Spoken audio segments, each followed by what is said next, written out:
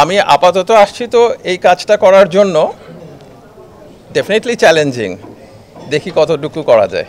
শিল্পের কিছু পরিকল্পনা আছে আমাদের এইখানে, কিছু পরিবেশ বান্ধব কাজ করার ব্যাপারে চেষ্টা আছে, যেমন সাভারের চামড়া প্রক্রিয়াজাতকরণ শিল্প, ওইটাকে একটু আরও এগিয়ে নিয়ে যাওয়া এবং পরিবেশ বান্ধব অবস্থায় জাহাজ শিল্পের ক্ষেত্রেও যেন এই পরিকল্পনাটা থাকে।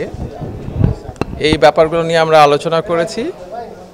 আমরা প্রত্যেক দিনই বসবো এবং কাজটা এগিয়ে নিয়ে যাওয়ার জন্য যা করা দরকার আমরা করব।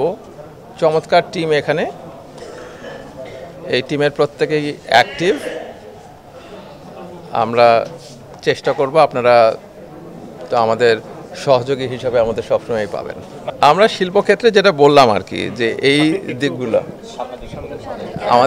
আমাদের হচ্ছে এখানে কিছু আন্তঃমন্ত্রণালয়গত আমাদের আলোচনা আছে এই কাজগুলো করার ক্ষেত্রে, এবং যেটা বললাম গ্যাসের চাহিদাটা আছে মন্ত্রণালয় চালানোর জন্য, ঘোড়াশালের ক্ষেত্রেও কিছুটা আছে।